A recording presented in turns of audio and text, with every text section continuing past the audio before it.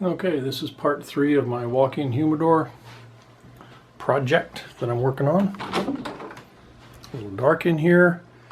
I did get everything sealed up with watertight, and it really brought out the color. It looks a lot better than it did, and the vaulted ceiling looks great. So what I did was I bought a American red cedar board that was 1 by 8 by 10 foot, because this is 9 foot 4 inches, and I cut those into strips that are 1/16 of an inch over 3/4, which is what the width is also, so that way they're squarish. Anyway, and then I ran them from the floor all the way up to the ceiling on all of my vertical joints. I put them in the corner, I put them over here on this joint, same way with this one, this corner, and they also go all the way up to the top.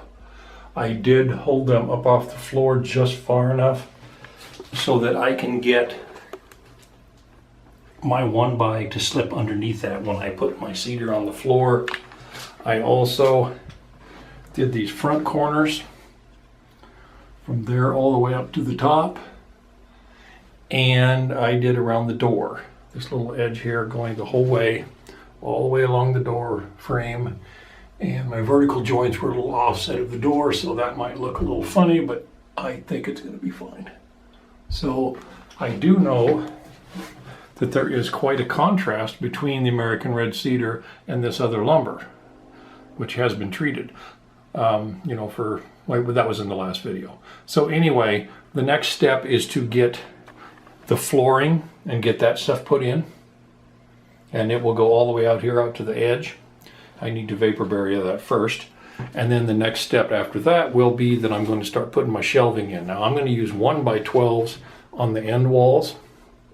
That way I have an 11 1/4 inch shelf, and pretty much every box of cigars will fit on an 11 1/4 inch shelf.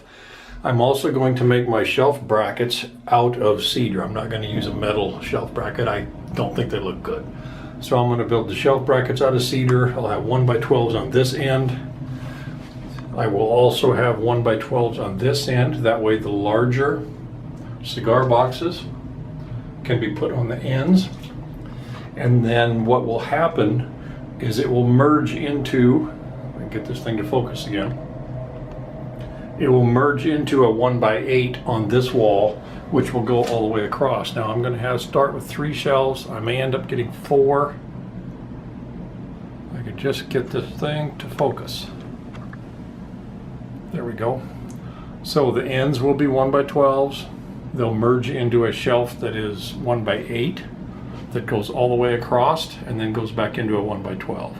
So I will have 3 to 4, probably start out with 3 at first, shelves on the end, this wall and that wall.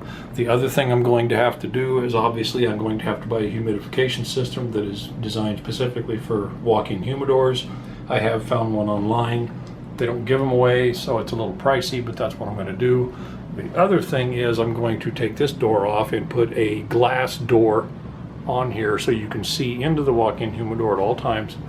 This door will come off, and I will go ahead and etch on the glass of that door, you know, cigars or walk-in humidor or my name with cigars. I don't know, I haven't figured it out yet. The other thing is I need to figure out how tight this door needs to be. Now on a walk-in humidor in a store, in a tobacco shop, you get plenty of air exchange. Every time somebody walks in to buy cigars, you get air exchange. You need the air exchange to keep things fresh. Typically on a walk-in humidor in a house, they don't get opened every day, so you don't get that air exchange, so you have to deal with that. So I'm going to have to figure out which way I'm going to go on that. Although I do plan on grabbing a couple cigars before I go to work every day. That's what I do now. So that is how it's coming along. I think it's turning out real well. And when I get my cedar, I will put more videos up.